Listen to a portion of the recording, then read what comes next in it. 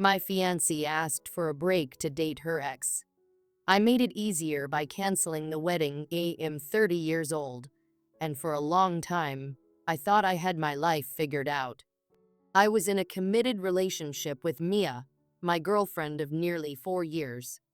We lived in a charming little house in the suburbs, complete with a white picket fence, a cozy living room filled with memories, and a garden I lovingly tended every weekend. It was our sanctuary, the place where I thought we were building something that would last forever. Life wasn't perfect, but it was ours. I worked as a marketing manager at a tech company, spending my days juggling campaigns, brainstorming ideas, and navigating endless meetings. Mia, a freelance graphic designer, worked from home, and I was always amazed by her creativity and passion for her craft. I loved how she could transform a simple idea into a stunning design. It was one of the many things that drew me to her. We'd often talk about our future, marriage, kids, growing old together. Those conversations weren't just idle chatter, they were promises, a blueprint for the life we envisioned together. We even had names picked out for our future children. Emily if it was a girl, Lucas for a boy. I believed we were happy, content in our little bubble. But all of that unraveled in a single evening, leaving me questioning everything I thought I knew about Mia, about us. It was a Friday night, one had been looking forward to all week. Work had been grueling, and the thought of spending a quiet evening with Mia was the light at the end of the tunnel. I planned to cook her favorite pasta, a creamy Alfredo dish she always raved about, and settle in for a movie. It was our usual way of unwinding, and I cherished those moments. But as soon as I walked through the door, I knew something was off. The air felt heavy, almost suffocating. Mia was sitting on the couch, her laptop open in front of her, but she wasn't working. She was staring blankly at the screen, her hands clasped tightly in her lap. "Hey, babe. I'm home," I called out cheerfully, trying to shake off the strange vibe. She looked up and gave me a small, forced smile. "You're home early," she said, her voice unusually soft. I set my bag down and walked into the kitchen, starting to prep for dinner. Normally, Mia would greet me with a hug, ask about my day, or chat about hers. Tonight, she was quiet. Too quiet. Her silence filled the room, pressing against me like a weight. After a few minutes, I couldn't take it anymore. "Everything okay?" I asked, glancing over my shoulder. Mia hesitated, biting her lip. "Actually, there's something I need to talk to you about." The knot in my stomach tightened. I turned off the stove and walked over to her, sitting across from her on the couch. "What's going on?" I asked, trying to keep my voice calm. She took a deep breath, avoiding my gaze. "I've been thinking a lot lately. About us. And about my ex, Jake." Her words hit me like a ton of bricks. Jake. I hadn't heard that name in years. He was a ghost from her past, someone I thought was long forgotten. "Jake? Your ex from college?" I asked, my voice tighter than I intended. "Yeah," she said, finally meeting my eyes. "I think I need some time to figure things out. I want to take a break, to see if there's still something there with him." I stared at her, trying to process what she'd just said. "You want to date him? After everything we've built together?" "It's not like that," she said quickly. I need to know if I'm making the right choice with you. I don't want to have regrets." Regrets. The word stung. "So you're saying you're not sure about us? After 4 years?" Mia looked away, her hands fidgeting nervously. "I promise I'll come back if it doesn't work out," she said softly. Her words felt like a dagger to my chest. "That's not a break, Mia. That's a breakup, I said, my voice trembling. She opened her mouth to respond, but I raised my hand to stop her. You think I'm just going to sit here and wait for you while you figure out if I'm good enough? Do you even realize what you're asking me? Tears welled up in her eyes, but I couldn't feel any sympathy. My own heartbreak was too raw, too overwhelming. The rest of that night passed in a blur. I didn't cook the pasta.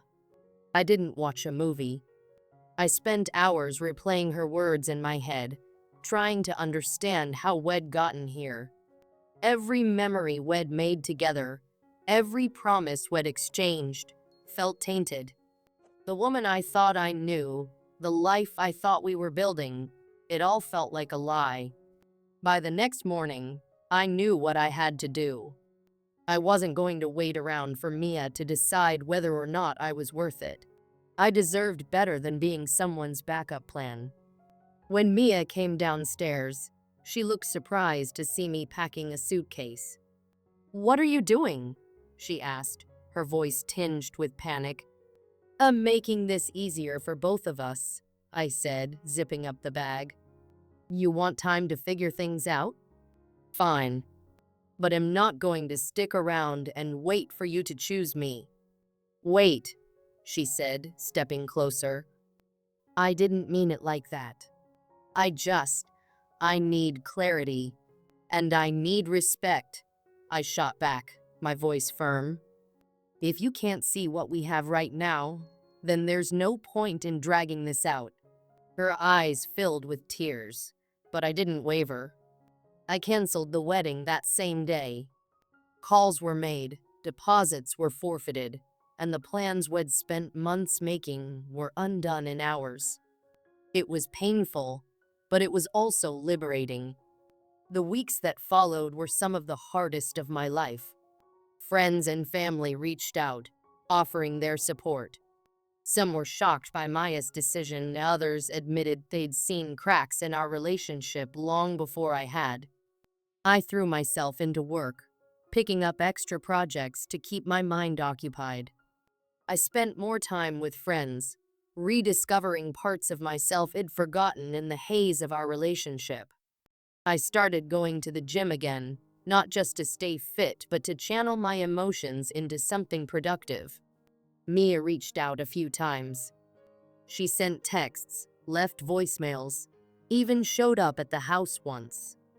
She said she was sorry, that she'd made a mistake. She'd gone out with Jake, and it hadn't taken her long to realize he wasn't what she wanted after all. But by then, it was too late. I told her as much when I finally agreed to meet her for coffee. "You didn't just hurt me, Mia. You shattered the trust we had. That's not something I can just get over." Looking back now, I'm grateful for her honesty, as painful as it was. It forced me to confront the reality of our relationship and make a decision that, in the end, was best for both of us. Today, I'm in a better place.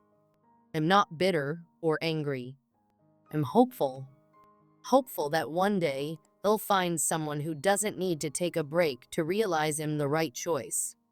Someone who will choose me unequivocally every single day. "I'm canceling the wedding," I said, my voice steady despite the turmoil inside me. "You can have your break, but I'm done." I walked out of the room, my heart pounding. I grabbed my phone and called my best friend Alex, who lived a few blocks away. "Hey, man, can I crash at your place tonight?" I asked, trying to keep my voice steady.